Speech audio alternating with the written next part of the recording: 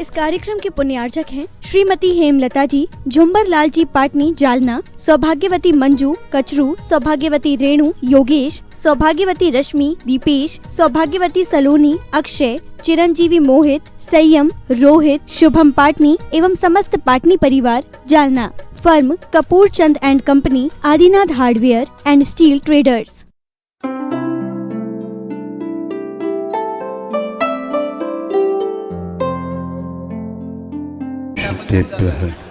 ओम नमः सिद्धेभ्यः, ओम नमः सिद्धेभ्यः। अहिंसा परमो धर्म की, आचार्य गुरुवर से कुंड कुंड भगवान की, आचार्य गुरुवर से ज्ञान सागर मुनि महाराज की,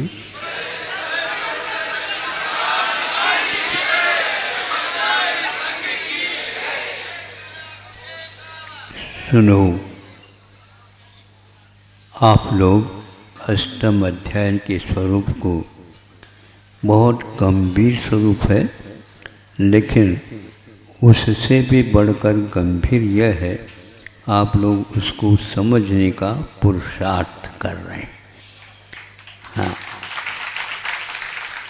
जो कुछ भी है वह जड़ है, किंतु जड़ को समझने की प्रक्रिया जड़ की नहीं हो सकती, किंतु वह चेतन की हुआ करती है। अब देखो, इसलिए इसमें ऐसे भी कर्म हैं जो आत्मा तो भारहीन होते हुए भी आपको संभालने का काम करते हैं। कैसे संभालने का काम करते हैं?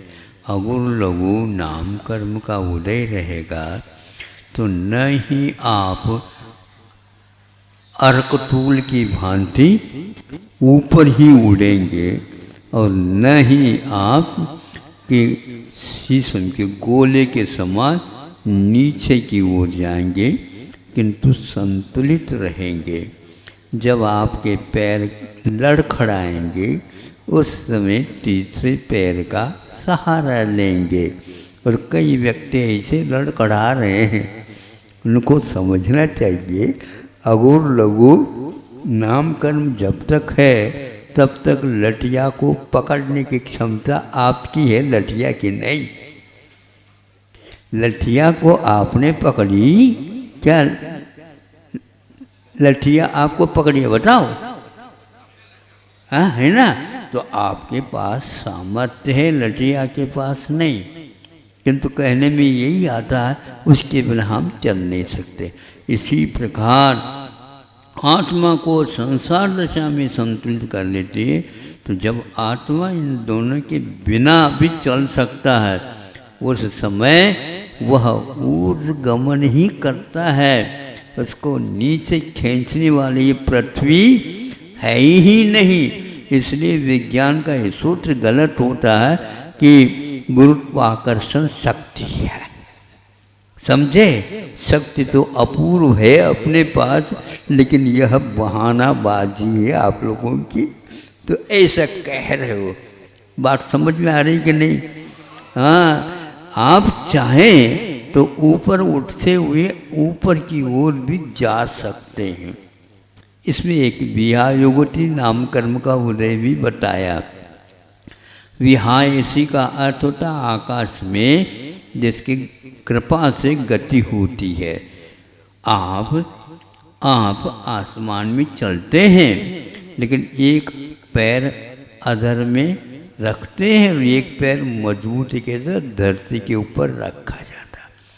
उस धरती पर वो जो रखा गया उसको यदि अभ्यास कर दें तो वह आसमान में रख करके ही यूं चल सकते हैं। इसी का नाम रिद्धि है। समझ में आ गया? तो इसी का नाम चमत्कार है। चमत्कार इसमें कुछ नहीं है। अपने आप को संतुलित रखते हुए इतनी जल्दी जल्दी पैर रखो, धरती तक जाने की कोई आवश्यकता नहीं पड़ेगी। जैसे पक्षी उड़ जाते हैं उसी प्रकार आप एक पैर तो रख ही रहे हैं आसमान में। किस आधार पर रख रहे हैं? हाँ, पीछे की भी पैर आधार में रख सकते हैं हम। ऐसे विश्वास हो जाएगा तो ऊपर उड़ जाएंगे। यदि इस प्रकार का होगा तो बिना शरीर के भी आप ऊपर उठते चले जाएंगे और एक समय में सिद्धालय के ऊपर पहुंच जाएंगे।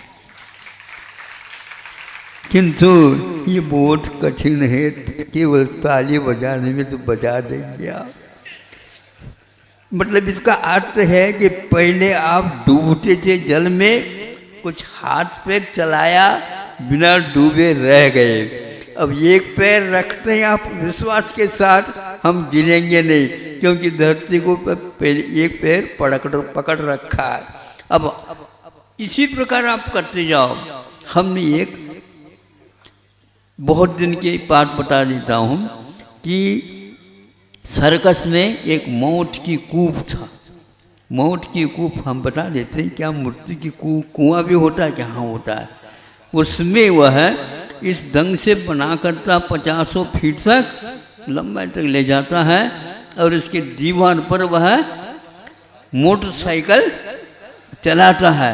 लेकिन वह मोटरसाइकिल आप चलाएंगे तो गिर जाएंगे, वह चलाता है फिर कैसे गिरता क्यों नहीं है, पूरी स्पीड छोड़ देता है, पूरी स्पीड, और वह उसको कंट्रोल में रखता है। तो वो जाता हुआ ऊपर ऊपर ऊपर की ओर जाता है और नीचे भी आ जाता है। इसके साथ साथ वह अपने हाथ छोड़ करके अपने बनियान को उतार भी देता है और नया पहन भी लेता है।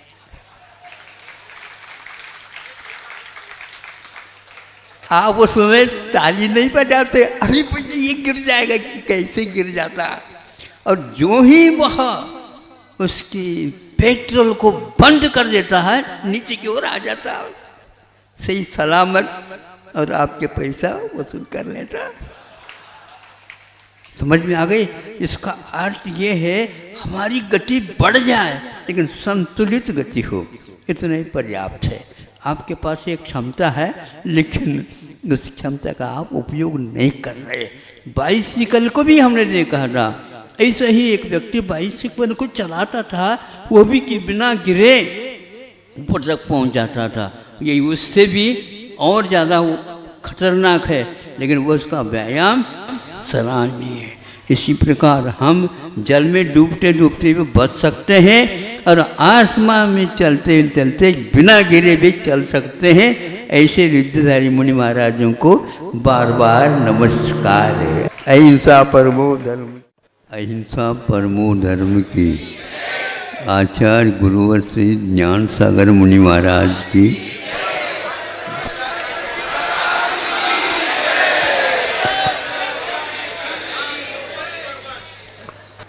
ये व्यापारी लोग हैं, बोलना सीख गए। ये दयोदय की एकमात्र कृपा है, ये अच्छे ढंग से मांगना भी सीख गए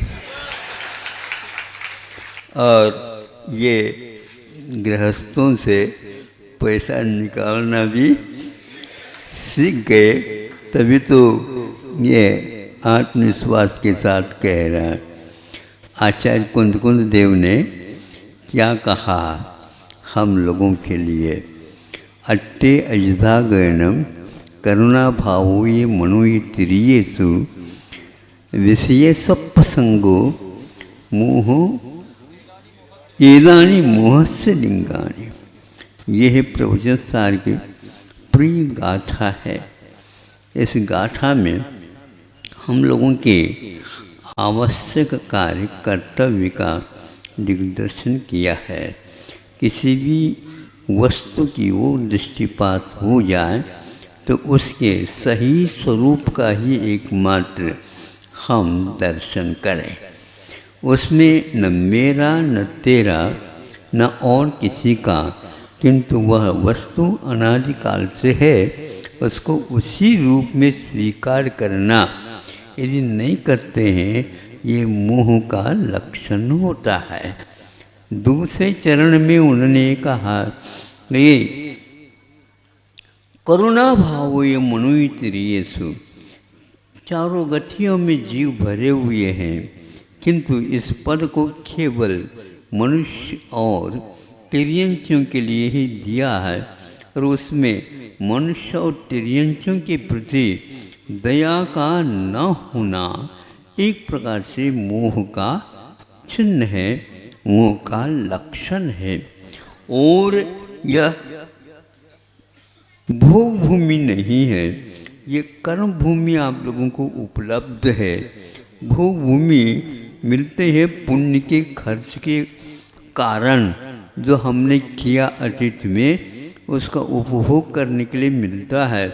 फिर इसके उपरांत अवशिष्ट पुण्य और रह जाता है, तो उसके लिए सौधर्म और ईशान स्वर्ग तक जा कर के अथवा भुवनत्रिक में रह कर के इसको पूर्ण किया जाता है। किंतु ध्यान रहे, इसके उपरांत भी उन्होंने कहा विषयों में जो रचना पचना होता है, इसके लिए ये मनुष्य जीवन नहीं मिलता, किंतु इसको विषयों से ऊपर उठ करके ही हम रहेंगे, अनासक्त भाव के साथ रहेंगे, निश्चित रूप से हमारे द्वारा मोह का हनन हो जाएगा और मोह का त्याग हो जाएगा।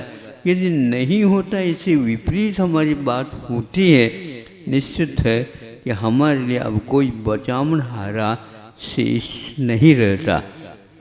इसलिए विशेष रूप से विषयों को और कषायों को नियंत्रण में रखते हुए पशु और पक्षी और मनुष्य की रक्षा करना यह मानव का परम कर्तव्य है।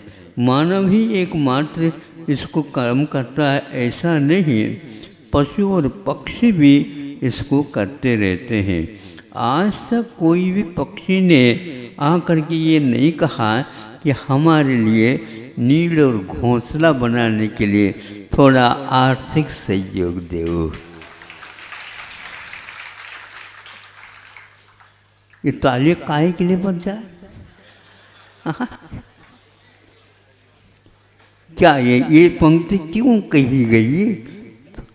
ये तो कर्तव्य में आना चाहिए था। आज तक किसी भी पक्षी, कोई भी पक्षी बिना घोंसला के नहीं रहा, और ऐसे भी पक्षी हो सकते हैं जो इस काम को नहीं कर सकते, लेकिन अड़ोस पड़ोस के पक्षियों ने उनके घोंसले ऐसे बना रखे और ऐसे बना रखे, आज के इंजीनियर मुंह देखते रह जाएंगे। उसमें कोई भी व्यक्ति ऐसे धूप नहीं जा सकती, सर्दी घुस नहीं सकती, और लू के समय पर छन छन करके कूलर के काम करते रहते हैं और वो आराम लेते रहते हैं, और आप इधर उधर की बातें करते रहते हैं। अब बताओ, आपके घर में कोई पक्षी आकर के कई रात में रहने का प्रयास किया? नहीं किया। आपके घर में रह करके भी वो अपना ही नीड़ बनाता है, अपना ही घोंसला बनाता है कि हम कभी भी परासित नहीं होना चाहते।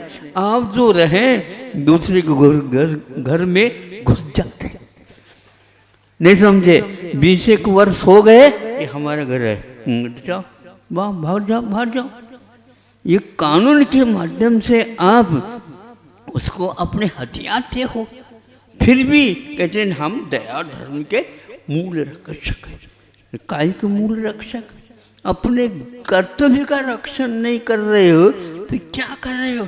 कभी भी वो मांगा नहीं उसने, आज हम भूखे हैं, नहीं, कभी भी वो नहीं मांगा हम प्यासे हैं, ढूंढते हैं, प्यास बुझाते हैं और उसका रक्षण भी करते हैं।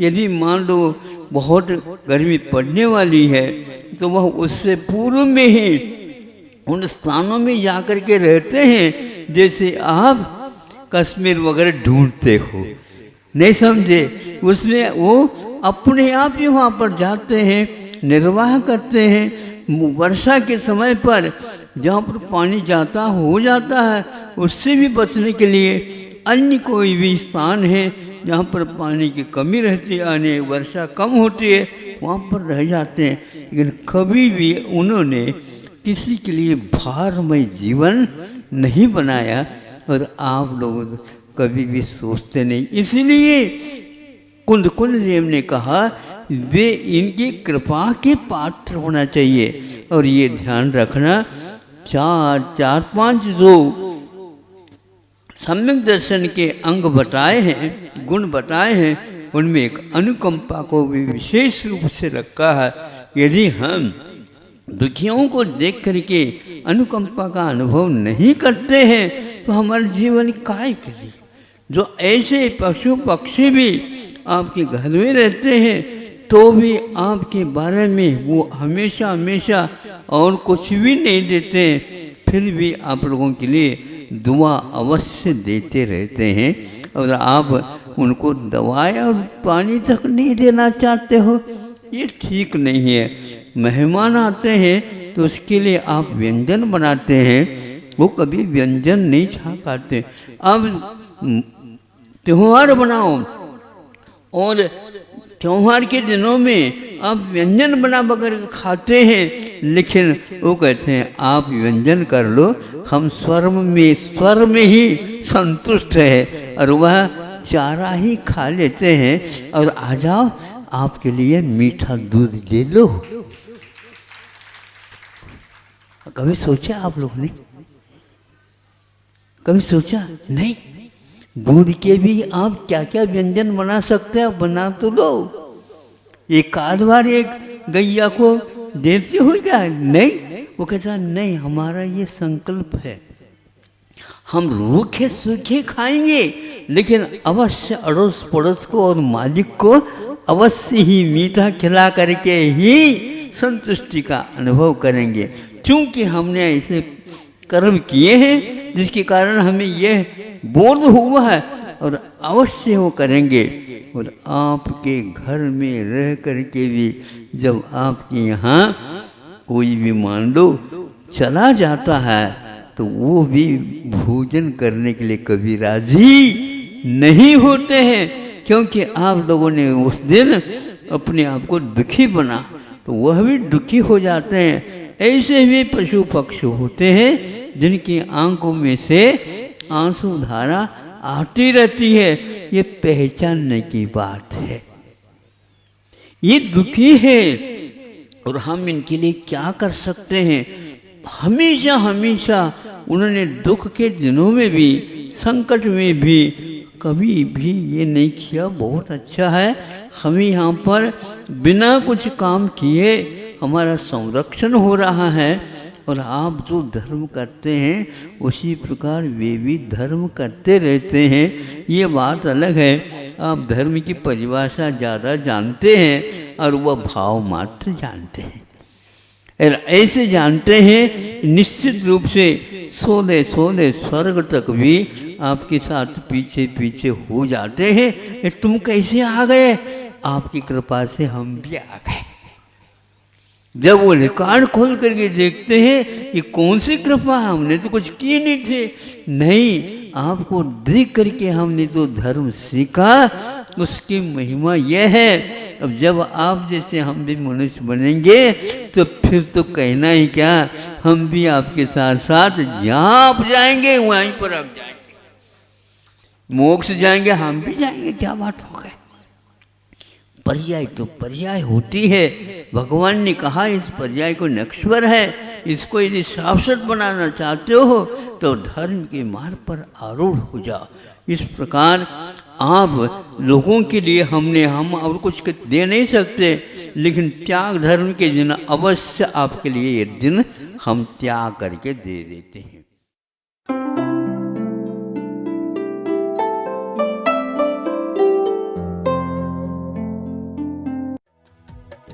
इस कार्यक्रम के पुण्यार्चक थे श्रीमती हेमलता जी, झुंबर लाल जी पाटनी जालना, सौभाग्यवती मंजू कचरू, सौभाग्यवती रेणु योगेश, सौभाग्यवती रश्मि दीपेश, सौभाग्यवती सलोनी अक्षय, चिरंजीवी मोहित, संयम रोहित, शुभम पाटनी एवं समस्त पाटनी परिवार Jalna. Firm Kapoor Chand and company, Adinath hardware and steel traders.